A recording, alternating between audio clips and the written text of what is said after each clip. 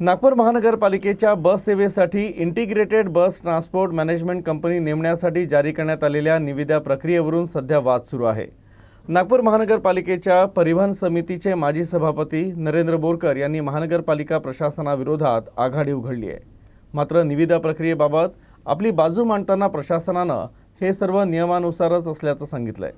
असं असताना देखील नरेंद्र बोरकर हे संपूर्ण प्रक्रिया गोत्यात आणून न्यायालयात जाणार असल्याचं म्हणतायत। नागपुर महानगर पालिका की आपली बस सेवा के मैनेजमेंट के लिए इंटीग्रेटेड बस ट्रांसपोर्ट मैनेजमेंट सिस्टम लागू है। इसका काम मौजूदा समय में डीम्ड कंपनी के पास में है, लेकिन नई कंपनी की नियुक्ति के लिए हाल ही में नागपुर महानगर पालिका द्वारा टेंडर जारी किया गया है। इस टेंडर का विरोध किया जा रहा है। इस पूरी प्रक्रिया पर प्रश्न चिन्ह लगाया जा रहा है। प्रश्न चिन्ह उपस्थित करने वाले कोई और नहीं बल्कि परिवहन विभाग समिति की जिम्मेदारी संभालने वाले नरेंद्र बोरकर हैं। नरेंद्र बोरकर के कई तरह के गंभीर आरोप प्रशासन के खिलाफ हैं। हालांकि जो आरोप बोरकर द्वारा लगाए गए हैं उसका खंडन भी एक तरीके से प्रशासन ने किया है। बावजूद इसके बोरकर अपने आरोपों को लेकर मुखर हैं और अदालत जाने की तैयारी कर रहे हैं। हमारे साथ खुद नरेंद्र बोरकर हैं। ये बताएं, आप जो आरोप लगा रहे हैं उसका खंडन प्रशासन ने किया है, बावजूद उसके आप अपने रुख पर कायम हैं। मैं खुद नहीं बोलता हूँ कि मैंने जो आरोप किया वो सही है। ये आप ही बता रहे हैं। मैंने आरोप किया था कि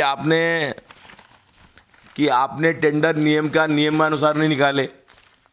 आपने नियमानुसार टेंडर निकाले। आपने एक बताया मेरे को 2018 का, मैंने माहिती अधिकार में मांगा था। तो आपने शासन में शुद्धि पत्रक IBTM कुठल्या शासन द्वारा प्रक्रिया निकाला हुआ है।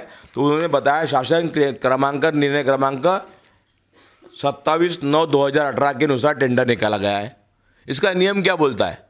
इसका नियम बोलता है कि 100 करोड़ के ऊपर जो टेंडर रहा वो 45 दिन, ये जिसका GR है ये 45 दिन, और दूसरा टेंडर 31 दिन, तीसरा टेंडर 15 दिन, ये GR बोलता है ना। आप ही बोलते हो कि मैं नियमानुसार टेंडर निकाले हो, और आप ही ने पत्र दिया है मुझे, और पूरा माहिती आयोग में आपने पत्र दिया है। और आपने मुझे तो मैं तो आपको एक कागज मंगा था। आपने तो महानगर पालिका की पूरी एक्टिव बुकलेट दे दी मुझे, और मैंने 10वीं में 12वीं में जितनी पढ़ाई नहीं किया होगा ना उतनी पढ़ाई बुकलेट की कर लिया मैंने। तो आपका क्या कहना है कि जो नियम है उसके हिसाब से टेंडर नहीं निकाला नहीं। इन्होंने जो 45 दिन लिखे यहाँ लिखा है, ये फोर्स करो, इसको मार्क करो। यहाँ पे लिखा है 100 करोड़ के ऊपर टेंडर प्रक्रिया, 100 करोड़ के ऊपर 45 दिन, और पहला टेंडर 45 दिन का, दूसरा टेंडर 41 दिन का, तीसरा टेंडर 15 दिन का। जब पहले टेंडर में 3 कंपनियां आती है तो सेकंड टेंडर ओपन करने की ज़रूरत नहीं है। और पहले टेंडर में टेंडर ओपन होता है कि 3 लोग आए तो, पर 3 लोग आए नहीं इसमें, क्योंकि ये चेन्नई की दोनों पार्टनरशिप कंपनियां हैं जो नागपुर में लाई गई हैं। और दूसरी बात, इन्होंने जो 45 दिन, 31 दिन और मैं 15 दिन बताया, उसके बावजूद इन्होंने पहला टेंडर 21 दिन का निकाला, दूसरा टेंडर नहीं निकाला, 7 दिन का एक्सटेंशन निकाला। उसके बावजूद मैंने फिर माहिती अधिकार मांगा। माहिती का अधिकार मांगने के बाद में इन्होंने वकील साहब को, जो मनपा के पैनल पर जो वकील लोग रहते हैं, उन वकील लोगों की राय ली। उन वकील लोगों ने सलाह दी कि इसको शुरुआत से इसको टेंडर किया जाए। शुरुआत से यानी प्री मीटिंग पहले से शुरुआत लेकर इसका टेंडर नियमानुसार खोला जाए। पर उन्होंने वैसा नहीं किया।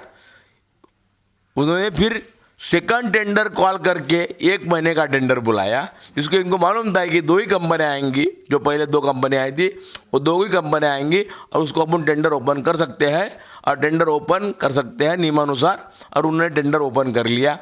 तो ये थे नरेंद्र बोरकर, परिवहन समिति के पूर्व सभापति, जिनके सीधे तौर से आरोप है इस टेंडर प्रक्रिया को लेकर, और वो कोर्ट जाने की तैयारी में भी है। कैमरामैन अतुल गवई के साथ दिव्येश द्विवेदी, यूएसएन न्यूज़, नागपुर।